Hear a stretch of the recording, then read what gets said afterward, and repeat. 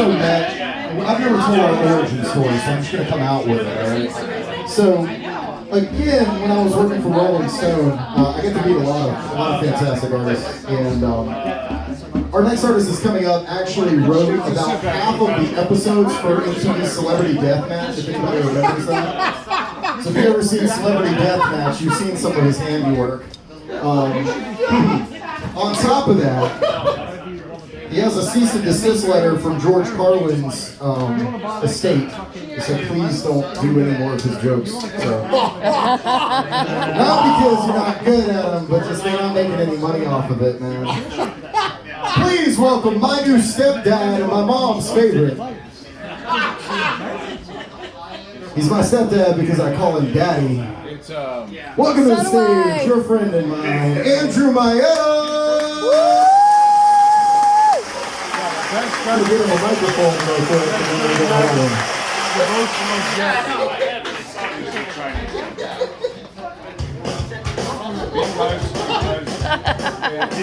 do up here is tell the truth.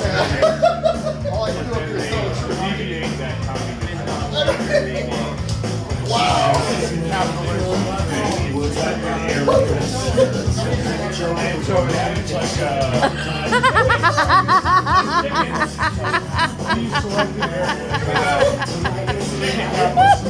it's like and then everyone else is so there's no, you know, Hello. checks Hello. and what it is. Can you hear me? Hello? Hello? Testes. 1, 2, 3. It might be the most, you know. You killed me with the celebrity death match. I had to tell the truth. Right. I had to let them know where we were. I'm not old enough to have written Celebrity Deathmatch, but I was watching it when I was in high school. So, hello, my name is Andrew Maeda. My professional name is HSJ. I make customized fangs. The most common reaction I get to what I do for a living is, you do what? So, I'm a huge horror movie fan. I go to a lot of horror conventions. And 22 years ago, I learned on a Friday, because I was living in the basement apartment of my parents' townhouse, and I learned, if you're going to buy a specific sweatshirt, know if your parents are having company. So this guy had all these really cool horror sweatshirts, and they had I like things that go down the sleeves, in case you can't tell. And it had these awesome red skull and crossbones.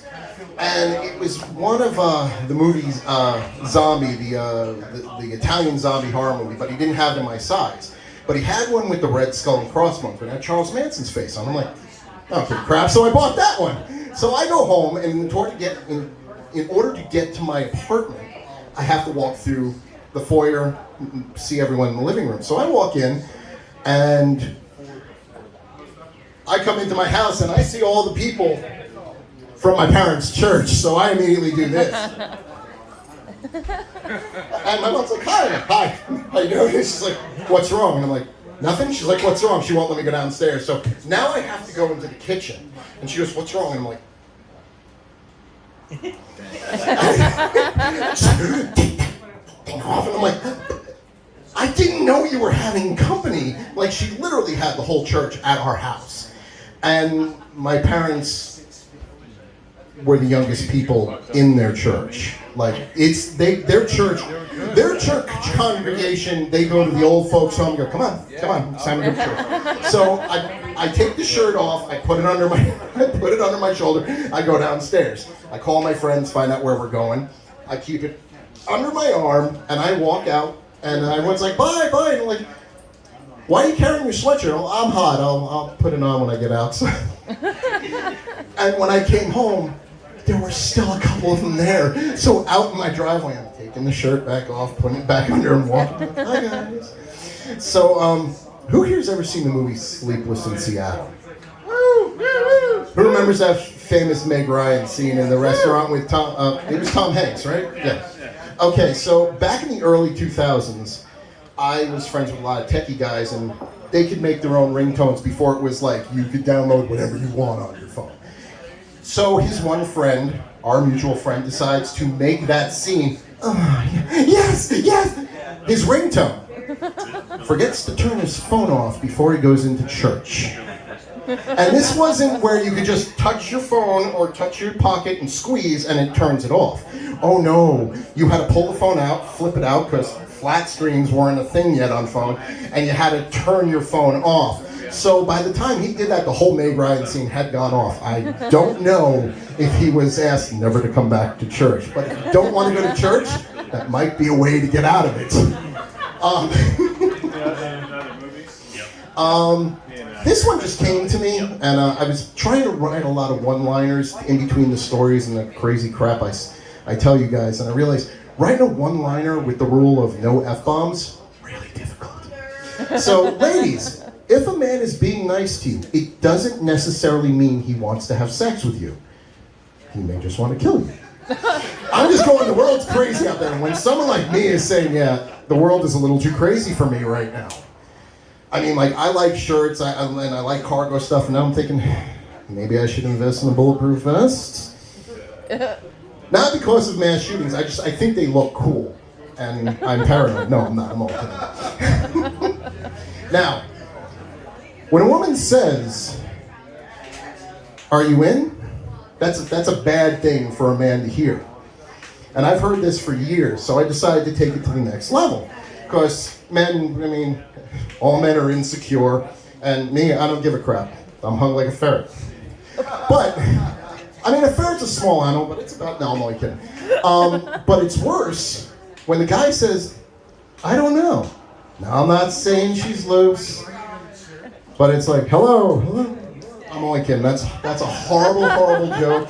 And after I'm done up here, any woman that feels the need to slap me, go right ahead. I'm also a huge Godzilla fan. And in 2016, what a lot of people did not realize was something had never happened in the 60 years that Godzilla had existed. A movie made in Japan in the same year was released in the United States. I'm the only person that cared about it. It was released for 9 days in October, my busiest time of year. Damn right, I found time to go see this movie in the theater. I wasn't missing it. So we went, we saw it with some friends. Then I'm like, you know what? I want to go see it again because it's only open for 9 days. So we go to the movie theater. I got a little jackass behind me. I'm like, hi, do shit for Shin Godzilla? Yeah, it's not playing tonight. I'm like, so I kind of have my geek out moment and I go, you mean to tell me a movie that's limited release to 9 days, only 9 days, and you're not playing it all 9 days? And he goes, yeah. And I'm like, I just point, I'm like, this is why these movies don't get the respect they deserve in this country. They cannot get the exposure they deserve. Then I'm like, 2 for Deepwater Horizon, please. That was a horrifying movie. And the reason why, if I have any other choice, I will not get gas from BP. This is only going to work if you saw Hellraiser and if you get the joke. But, all right. If you met a woman named Pandora, would you fear her box? All right, cool. I was saying, like, some people are going to laugh, some people are going to have their friend explain it to them. So I'm a huge Hellraiser fan, and I also make these little horror teddy bears, and I had an order that we finally were able to get the right size bears to make them, and it was Pinhead, the Chatterer, and the female from Hellraiser. So Angela and I were making them for this order while watching Hellraiser. Now, there used to be this show, and for the life of me, couldn't tell you what the show was on True TV, but it was a countdown, and one of the countdowns was, if it exists, there's a porn parody. Now, me being the jackass I am, the first thing I looked up was Godzilla porn. It does not exist. I have not found people in rubber suits.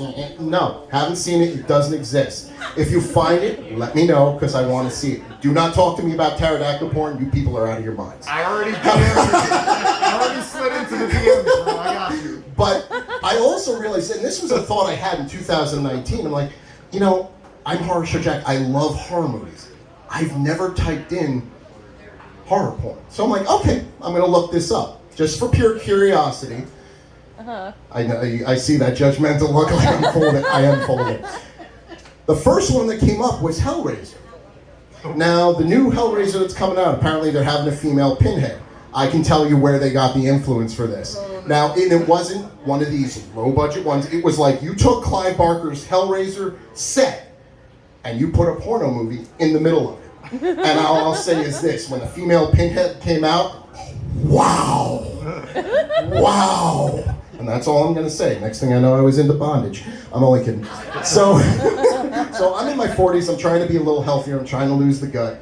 I like being a big fan of horror, but not literally. So we started drinking Boost in the morning to get that extra protein, give you more energy. Now, these things have these vinyls or whatever wrapped from the top to the bottom. So Angela taught me how to just open it, it automatically breaks the seal around it and it pops right off. Now the thing is, when you're half awake and you don't realize, sometimes you open it, you forget, did I shake it? So I started shaking it and it went all over, and then I just heard, ah! And Angela's standing next to me like this, covered in my Boost drink. And I turned around and looked at her and I'm like, and I said some derogatory things about myself, about F this day, and I walked out because I thought she was going to turn around and say, I'm like, I can't handle any criticism, it's too early in the morning and I feel too stupid. And then I walked in, she's still standing like this, dripping wet. I'm like, I'm getting a paper towel and I'm wiping off, I'm like, I am so sorry. And then she starts laughing at me and I'm like, I'm going to live to see another day, thank you gods. It was so bad. Now, Is it cherry flavored? I do have a couple one-liners. I don't know if they're going to work, but we're going to try them. Do you think Santa Claus's ding ding tastes like a candy cane? Asking for a friend. Maybe Mrs. Claus's hoo-ha smells like a pine tree, Christmas tree. All right, we're taking those off the roster. So this one will work at the bar. You ever almost accidentally spill something and you get really panicked and you almost shit yourself? Just me? Okay. Only I when used to I'm work at a drinking gas station in high school. You see, you take the F-bomb out of one-liners, it's not that funny. So from when I was 17 to 19, I worked at a gas station. So first year I'm there, this guy Gabe shows up and he goes, is Keith here? And I'm like, no. And he goes, oh, well, this is for him. I'm going to put it right there. It's a pizza box. It's like 6:30. Keith, it's like 8:30. Keith hasn't shown up. I'm like, well, screw you. I'm going to have a piece of your pizza. I'll pay you back. I open it up, and to my wondrous surprise, it's not pizza in there. It is all these buds of weed. So I immediately closed the thing, because when I was 17, I'm like, ooh, pot bad, you go to jail. And we had a lot of the local cops just stop in and fill their personal cars, not pay them leave. So next time I saw Gabe, I had a few choice words for him, because I'm like, if that one sergeant stopped by while I was opening that, you know I would have gone to jail. He goes, no, I wouldn't. I'm like, what do you mean no, I wouldn't? He goes, yeah, because I get it for him too. Oh! Whoa! All right. Now I'm going to close on a story that happened to me back in December. You don't have to believe in the supernatural. All you have to believe is this was a weird situation. I'm pulling an all-nighter driving home from Indianapolis, and I'm on the phone with my friend Crystal, and she's a bruja, and that is a Latino term for a witch, and a medium. So while we're driving, she goes, are you coughing? No. You're not currently laughing? No. Are you alone in your truck? Yes. I think you picked up a hitchhiker. Now my first thought was, I whip around and I look in the back seat while I'm driving. It's 1 o'clock in the morning at this point. So she starts describing the guy, and I'm like, this sounds like someone I know, but this one company I work for, the truck driver, he could have been anyone. There's flannels, pocket change, jeans, long hair, baseball cap. I mean, that's like most truck drivers anyway. So I'm like, okay, how do I get rid of him? She goes, all right, I'm going to text you. Don't read it aloud. I'm like, even a skeptic at this point would be worried, because she started recording on her phone. She's not a techie in any way, shape, or form. And when she started recording, I literally said, is he safe? And he just audibly answered. I hear her play it back. You hear me say, is he safe? And then you just hear, I am. I'm like, ah. So now I'm like sitting, like my butt cheeks are clenched. I had buns of steel for like a night because I clenched so tight because I don't want to shit myself. So she texts me, next gas station, stop, get a cup of coffee, no cream, no sugar. I'm like, okay, good, easy enough. I'm like, I've been screwed out of money so much. By the living, I can get screwed out of money. $1.67 for a cup of coffee from the dead, whatever. So I pull in, it's now 2:30 in the morning. There were more people sitting outside this gas station on a Wednesday night, early Thursday morning, than there are people sitting in here. Sitting in cars. I was in Ohio, so apparently there's nothing better to do than hang out at a gas station in a parking lot on a late Wednesday night. So I walk out, go in, wash my hands, buy some snacks, buy some energy drinks. And I'm like, okay, I'm not going to get the smallest, I'm not going to get the biggest. Get the medium. I'm not going to be cheap on this guy, but I'm not going to go top quality. So I get this small cup of coffee, and I come out, and I just want to know what this looked like from someone else's perspective, because they see me walk in, buy all this stuff, hot cup of coffee, walk over to the side of my truck, put it down on the ground, open the door. These are the instructions she gave me. Open the door, and politely ask him to get out. And these people just see me have a conversation with someone who is not there. And then I'm just like, close the door, go around, finish pumping my gas, get in my truck, driveway, do not look back. And I just want to know, that guy's on drugs. Meanwhile, they're all sitting in the parking lot smoking weed. Guys, my name is HSJ Jack. My real name's Andrew. Thank you very much. Mavric, thank you.